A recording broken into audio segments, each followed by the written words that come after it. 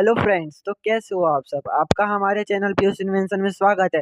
So friends, आज हम बनाने वाले हैं एक मिनी ड्रोन। वेरी सिंपल, इसे हमने घर पे मेड होम बनाया है। प्लीज इस वीडियो को पूरा देखना, लाइक सब्सक्राइब जरूर करना और कमेंट करना कि नेक्स्ट प्रोजेक्ट क्या बना है। और चलो इसकी मेकिंग वीडियो देखते हैं।